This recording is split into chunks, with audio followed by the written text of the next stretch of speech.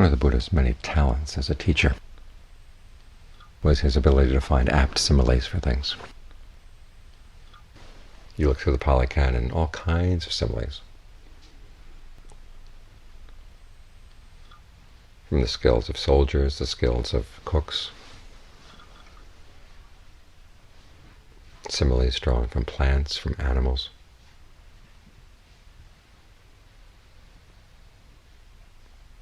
And they're all very apt. But he said at one point, there's one thing that's really hard to find a simile for. That's the quickness with which an untrained mind can change.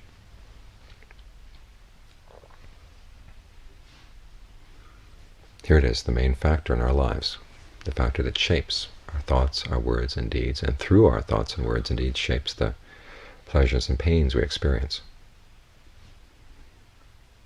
And yet it can turn on us in an instant.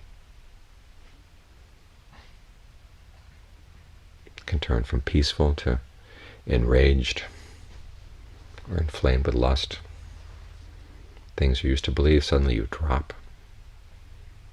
Standards that you used to hold by, you abandon them.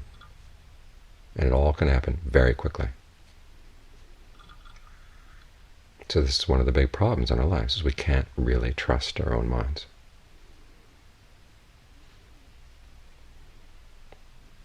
Especially when we're put into difficulties.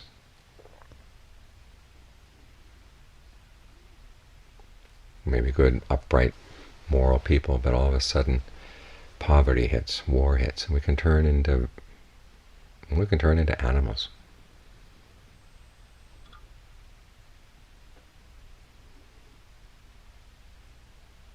So to find some sort of happiness that's solid and dependable, we have to turn our minds into something solid and dependable.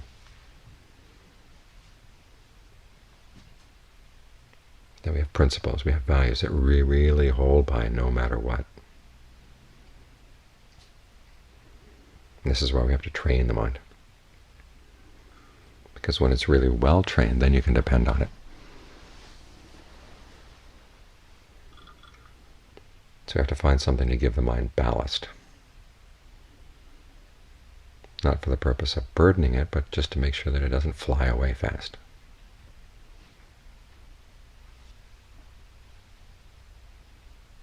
And because the mind is so finicky,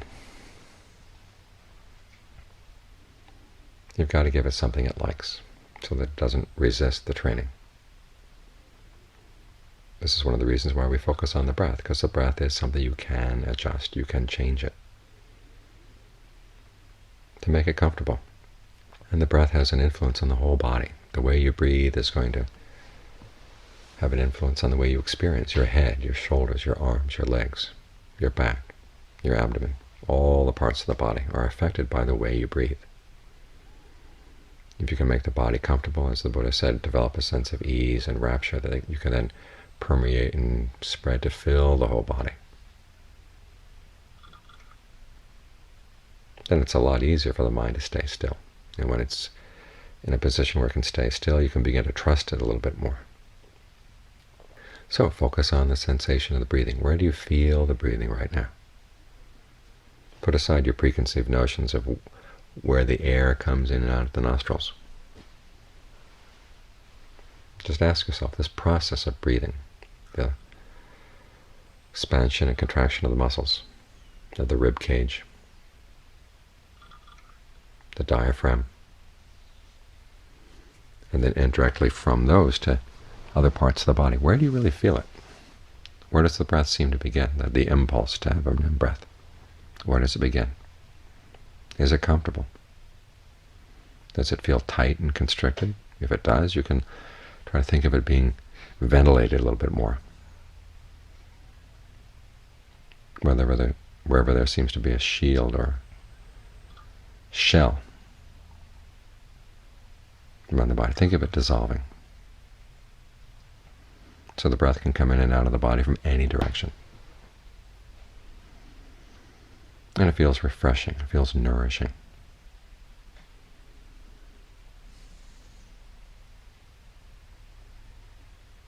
Then when it gets tired of a particular rhythm of breathing, you can change. Keep this up. What does the body want right now? What would feel good right now? Of course, the body doesn't really want anything. It's the mind. What would feel good to the mind right now? Which part of the body would you like to satisfy with a comfortable breath? Go through the body section by section and become sensitive to what that particular part of the body needs in terms of breath energy, coming in, going out. How do you bring it in so it feels good and gratifying? How do you let it go out so you don't feel like you're squeezing it or constricting it? Think of all little muscles in your blood vessels relaxing.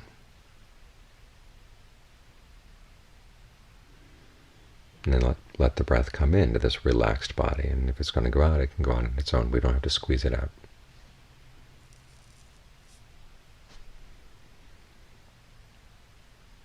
Focus on the parts of the body you can make comfortable. There are going to be pains in some parts of the body. There may be pains in your legs, pains in your back, but you don't have to focus on them. Focus on the comfortable parts, and do your best to stick with them. The more continuous your gaze, the more refined the sense of pleasure, the more gratifying the sense of pleasure is going to become.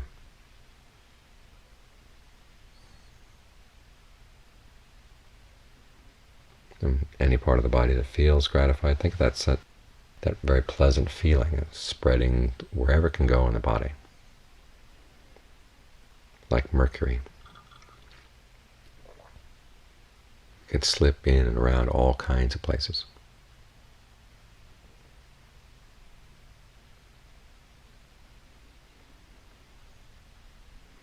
In other words, do your best to make the breath really absorbing. Here it is, this energy flow in the body that's been keeping us alive ever since we were born. And here's our opportunity to really get to know it and to maximize its potential for pleasure. And make it as continuous as possible. The more continuous the sense of pleasure in the body, the easier it is going to be to stay focused continually. And the mind is going to be less and less inclined to want to change. This is teaching it the habit that it needs. In order to be reliable, you have to stick with something. Train the mind to be continuous in its gaze, continuous in its attention, continuous in its focus, so that if it's going to move, you're going to know the fact that it's moving. All too often the mind moves in such a way that we can't keep track of it. We seem to be with the breath, and all of a sudden we find ourselves someplace else, over in Alaska, over in Africa, Europe, out to Mars, down with the penguins in Antarctica. We can go all kinds of places very quickly, so quickly that, as the Buddha said, there's no easy simile for it. But when you get it trained, you see it happening, because your attention gets quicker. Your mindfulness, your alertness become quicker. You catch the mind in the act, and you can bring it back.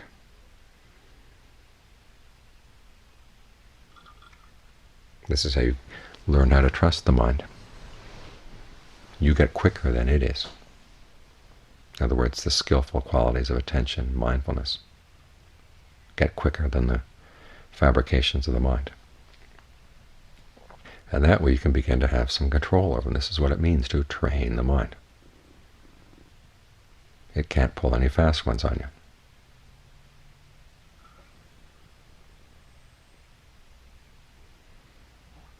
And when it can't pull any fast ones on you, that's when you can begin to trust it.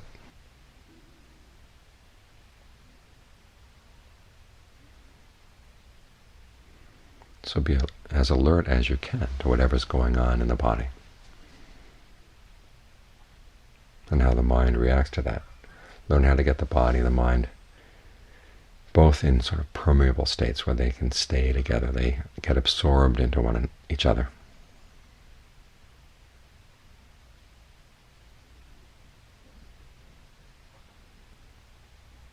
So that your mindfulness is immersed in the body, and the body is saturated with your awareness. This is what gives the mind ballast, gives it an anchor here in the present moment. Again, it's not a sense of weightiness that's burdensome. It gives it heft, gives it solidity.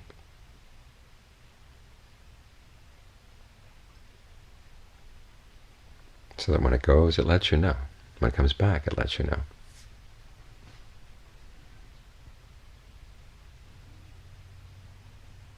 And this is an important step in getting the mind into a position where we can really trust it.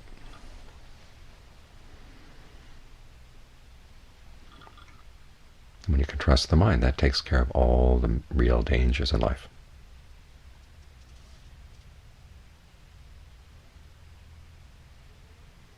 If this factor of your life is trustworthy, then you can have some sense of confidence.